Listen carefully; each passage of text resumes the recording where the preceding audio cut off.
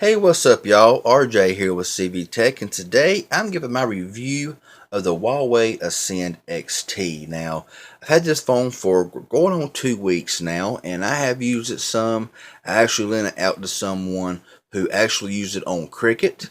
They put their Cricket Nano SIM card in the phone and used it for a little bit, and I got her opinion on what she thought of the phone by using it, call quality, all that stuff, and just really getting kind of the ins and outs of the phone. And so I'm gonna give you my opinions and give you the specs of the phone and just run over some things, play some games, and all that cool stuff. So let's go ahead and get started. Now this phone, taking a look at it here, on the back you do have your AT&T logo, your camera, your flash. On the right side you got your volume, which has a little bit of a texture to it, and your power button here as well. On top you got a 3.5mm headset jack as well as a secondary microphone. On the left side you have your SIM SD card tray there. It takes a little lot there to open it up, but it is in there together. On the bottom you do have a bottom firing speaker, which is really nice and packs a pretty good punch. Microphone there and micro USB charging port there. On the front you got your 2 megapixel front facing camera, your ear speaker, your big 6-inch display, and your keys are on screen for your back, home, and recents buttons. So now that I got that out of the way, the rear camera is also an 8 megapixel camera that records in full 1080 at 30 frames per second, and the front camera records in 720p only. Now, some specs on this device is that it does run Android 6.0.1 Marshmallow. No words if it'll get Nougat. Have no idea if it will get that or not. Now, this phone does have an IPS LCD capacitive touchscreen, and it is scratch resistant. Now, this phone does run the 1.5 gigahertz octa-core Snapdragon 616 processor with an Adreno 405 GPU with 2 gigabytes of RAM and 16 gigabytes of onboard storage, but you only get around 7.8 gigs available after the OS, the Emotion UI, takes up quite a bit of storage right out of the gate. Now it does have a 3000 milliamp hour non-removable battery. It does have quick charge.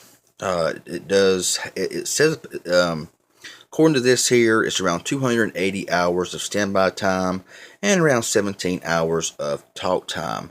Now, this does have LTE Cat 4, does have micro USB 2.0, Bluetooth 4.0 with LE, whatever that means. And like I said, it does run the Emotion UI 4.1.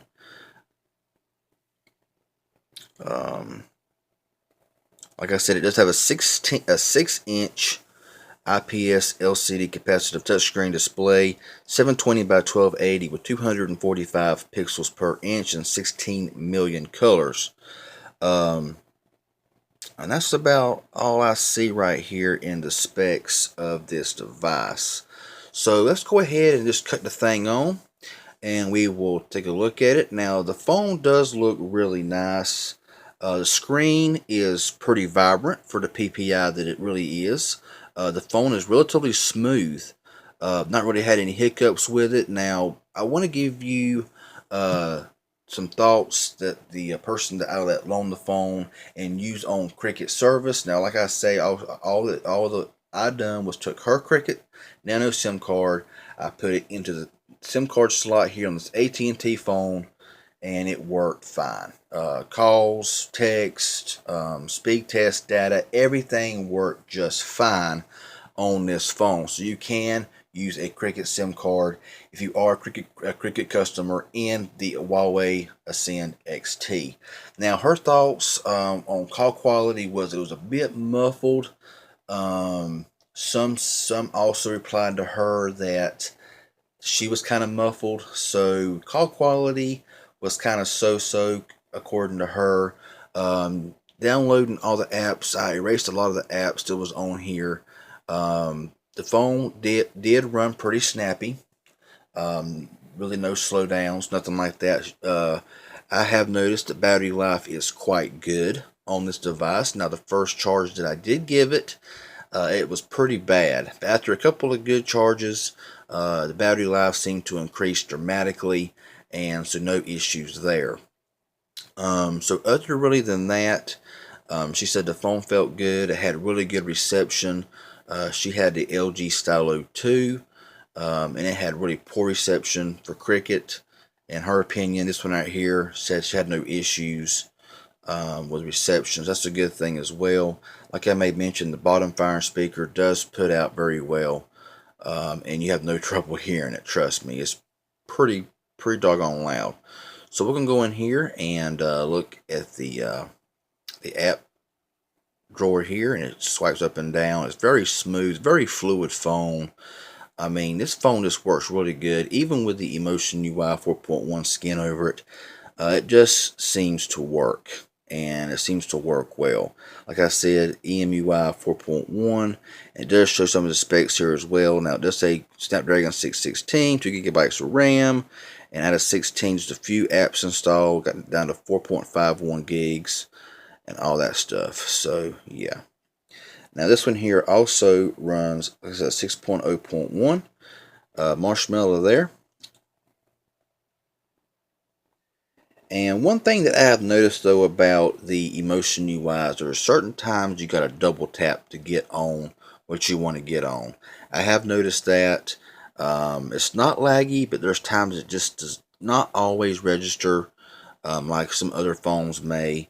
It does look different, than what you're used to from other devices. But all in all, it's a very simple, straightforward layout. To get into the storage and all that stuff, you have to go down to advanced settings, go to memory and storage, and it says 8.44 gigs free, but whenever you power it on, get it set up, you're down to about 7.8, so that's pretty bad out of a 16 gigabyte model phone. But it does use an SD card, so that's kind of a good thing. Now, and also you can move apps to SD, which is a very major plus as well. So, backing out of here, there's really not a whole lot to say about it. I mean, there really ain't. I mean, the phone's $100 at Walmart. It's a Walmart exclusive. It is a fingerprint magnet, as you see there, but, that's not a big deal. Get a case for it, or always have one of those little clean wipes with you to keep it clean if you want to. I kind of wish that the home back and recents button was kind of on the body of the phone, but it ain't the way it is, so it's okay. Now, what I'm going to do right now is just play a couple of games. I'm going to go into Asphalt Nitro first, so we'll get that all set up, and when it's done, I'll come back. Okay, so that was a very effortless go through the settings and all that. It was just very fast, very fluid. This phone just works. I mean, it's $150 original price at Walmart. I think it is, but it's a rollback price, I believe, for $99. This phone was on sale on Black Friday for $50, and I'm telling you, $50, that's a fantastic deal for what you get in this device. Even $100, I can really recommend this phone for $100. It just works that good.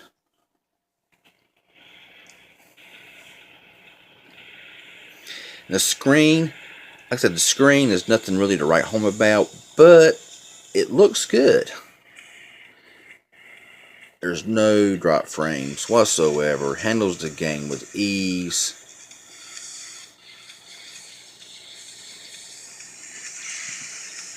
Get out of my way. And it's just so buttery smooth. And the big 6-inch display is a pleasure to play games on, a pleasure to watch videos on. If you get on Netflix, Hulu, whatever it is you get on, it's just effort. It's just effort. I mean, it's just awesome. I mean, gameplay is phenomenal.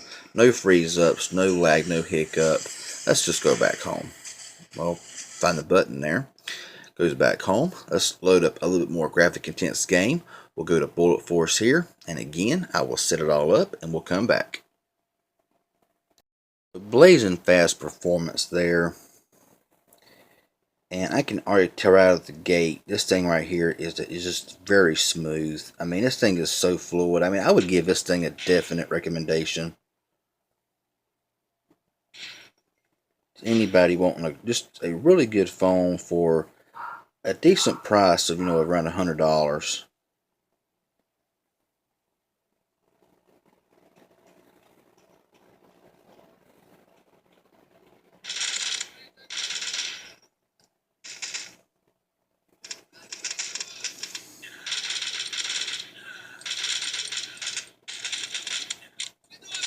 You always run out of ammo whenever you need your ammo the most. You know that? So we'll play again here for just a few more seconds and then we'll move on. I have no idea how I'm getting hit through a building.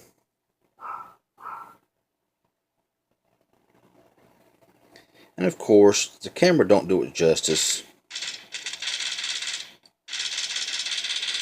But it works effortlessly. So I'm going to go ahead and end it there so I won't take up any more of your time. Like I said, though, the display is great. It's not the sharpest because you got, a 720p display on a 6-inch screen. But by looking at it right here, it is just really, really nice to look at. And I wish that the camera could do it justice, but it just really can't do it.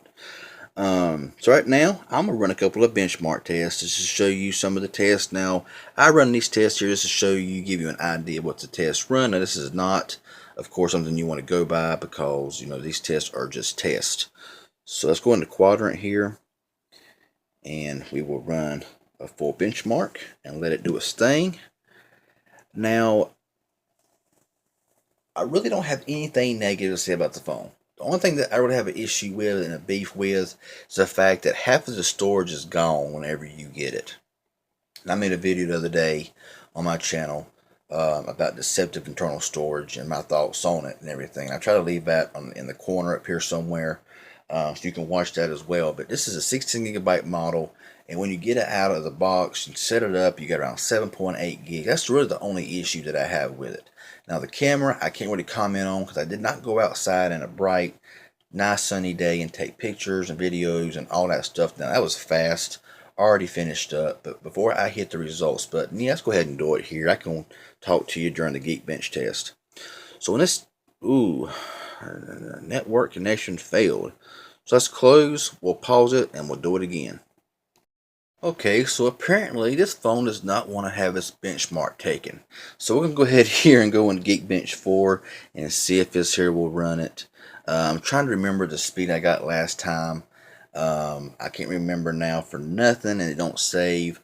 So let's go ahead and just run this benchmark here and just see if it will run it or not.